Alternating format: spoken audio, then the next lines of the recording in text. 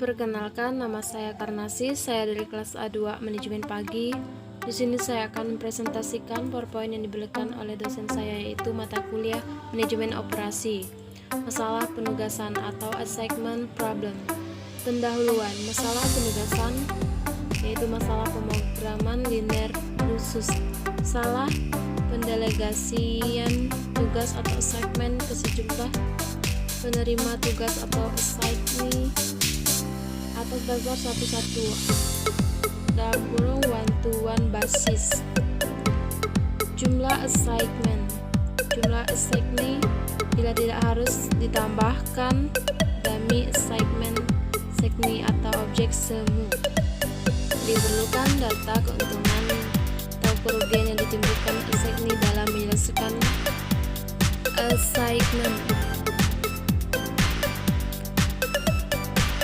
Pendahuluan, masalah bisa minimisasi atau maksimisasi. Tujuannya menjadwalkan setiap assignee pada suatu assignment sehingga dihasilkan kerugian minimal atau keuntungan maksimal. Kerugian berupa biaya dan waktu, keuntungan berupa pendapatan, laba, dan nilai kemenangan. Umumnya diselesaikan dengan metode Hungarian. Metode Hungarian yang pada tahun 1916 dikembangkan oleh seorang ahli matematika berkebangsaan Hungaria yang bernama De Koning. Sebagai catatan, kasus penugasan dianggap normal apabila jumlah sumber daya yang akan ditugaskan dan jumlah pekerjaan atau tujuan adalah sama. Bentuknya berupa tabel masalah penugasan.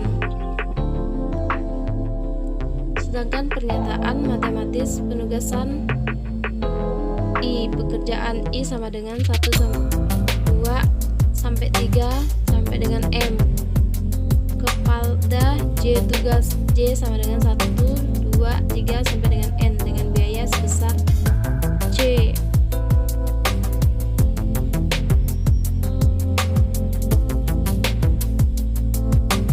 Contoh masalah minimisasi. Sebuah perusahaan kecil mempunyai 4 pekerjaan yang berbeda untuk diselesaikan oleh 4 karyawan. Biaya penugasan seorang karyawan untuk pekerjaan yang berbeda adalah berbeda karena sifat pekerjaan berbeda-beda. Setiap karyawan mempunyai tingkat keterampilan, pengalaman kerja, dan latar belakang pendidikan serta latihan yang berbeda pula. Sehingga biaya penyelesaian pekerjaan yang sama oleh para karyawan yang berlainan juga berbeda. Contoh minimasi bisa kita lihat di masalah bagaimana menugaskan keempat karyawan untuk mengerjakan keempat tugas agar total biaya minimum bisa kita lihat dalam tabel biaya atau dalam ribuan rupiah.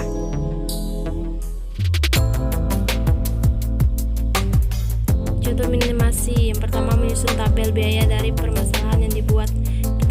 Kita bisa lihat tabel di samping. Yang kedua, mengurangkan nilai setiap baris dengan nilai terkecil setiap baris.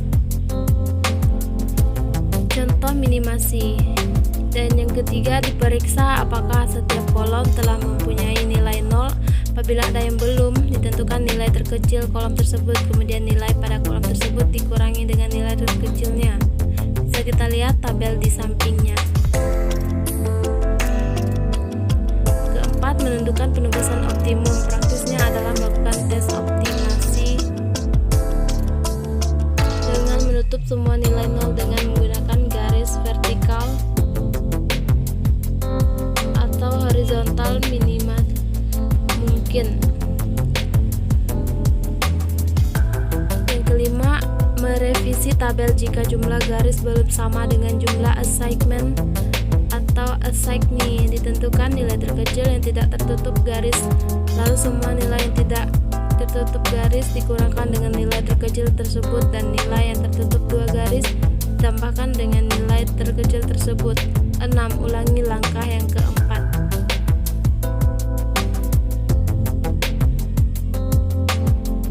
Contoh minimasi penugasan optimum bisa kita lihat di grafik yang diberikan dan dummy assignee juga.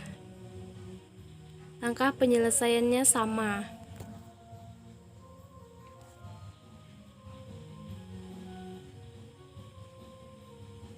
Demi ini tabel biaya atau dalam ribuan rupiah dibedakan menjadi dua, karyawan dan pekerjaan.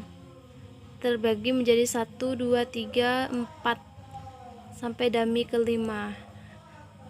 Dan di bawahnya ada ABC, D sampai E.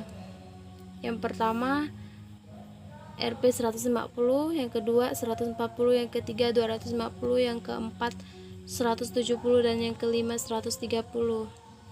Dan yang selanjutnya bisa kita lihat pada kolom di bawah. Contoh masalah maksimasi. Dalam masalah maksimasi, elemen-elemen matriks menunjukkan keuntungan seperti berikut. Kita bisa lihat tabel keuntungan.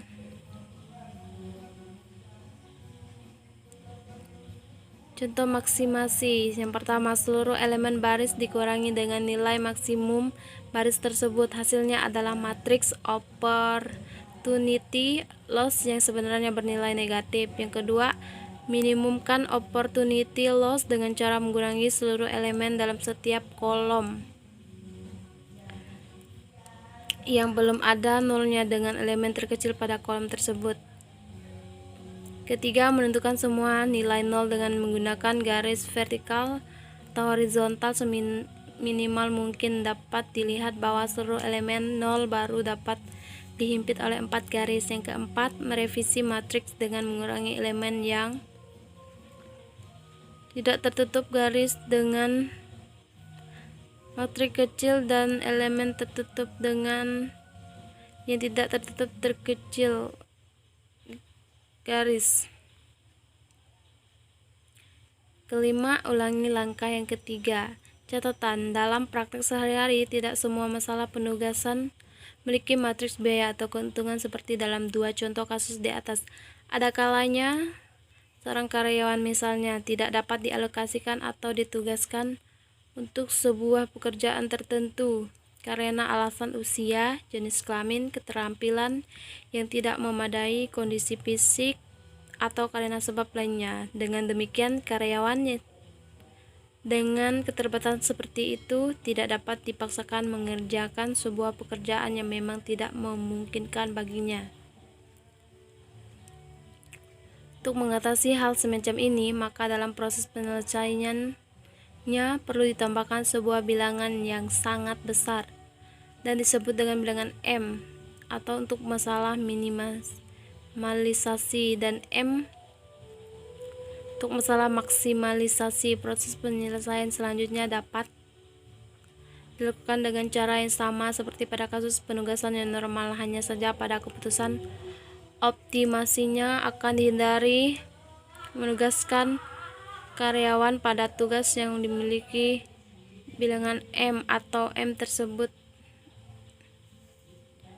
Teori pengambilan keputusan, pola dasar berpikir dalam konteks organisasi.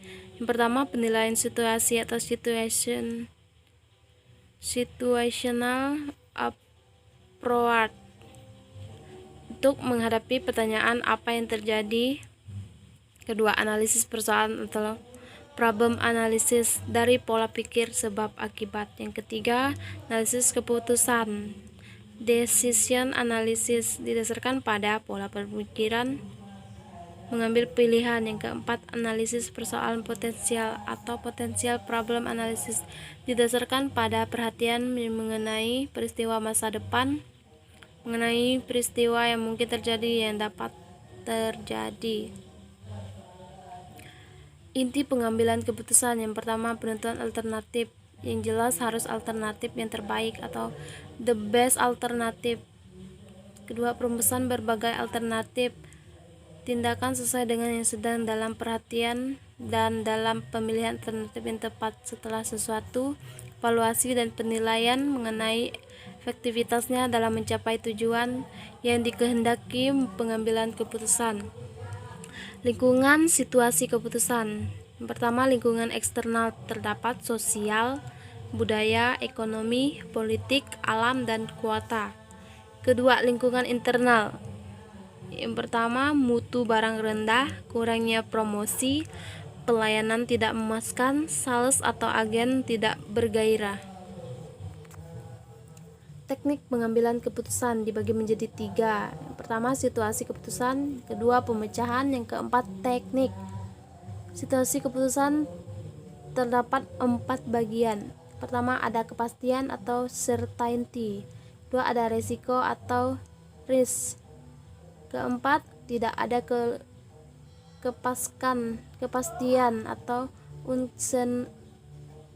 uncertainty. Keempat, ada konflik atau konflik. Pemecahan terbagi menjadi 4. Pertama, deterministik. 2, probabilistik. 3, tidak diketahui. Yang keempat, tergantung tindakan lawan. Teknik terbagi menjadi 4 bagian.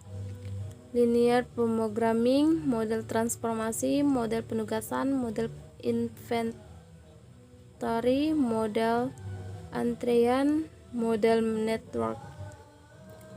Bagian kedua, model keputusan probabilistik, model inventory probabilistik, model antrean probabilistik.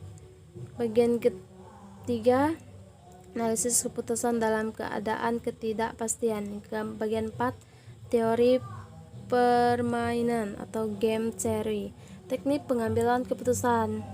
Pertama, certainty, jika semua informasi yang diperlukan untuk membuat keputusan diketahui secara sempurna dan tidak berubah.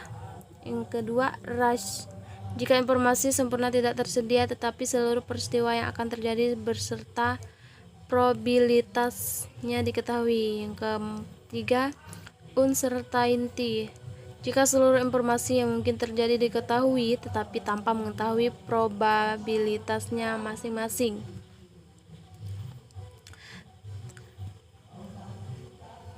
Keempat, konflik, jika kepentingan 2 dan lebih pengambilan keputusan berada dalam pertarungan aktif di antara kedua belah pihak.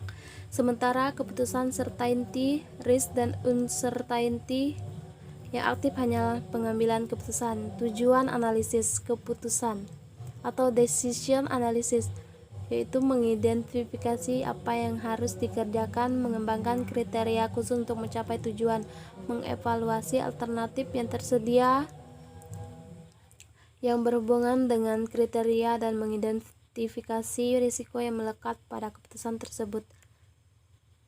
Unsur-unsur dalam analisis keputusan. Yang pertama, pernyataan keputusan. Kedua, sasaran bagi keputusan. Yang ketiga, alternatif atau pilihan.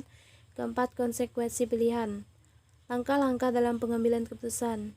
Pertama, rumuskan atau definisikan persoalan keputusan. Yang kedua, kumpulkan informasi yang relevan. Yang ketiga, cari alternatif tindakan. Yang keempat, analisis alternatif yang feasible. Kelima, memilih alternatif yang terbaik. Yang keenam, laksanakan keputusan dan evaluasi hasilnya. Sekian presentasi saya ucapkan terima kasih.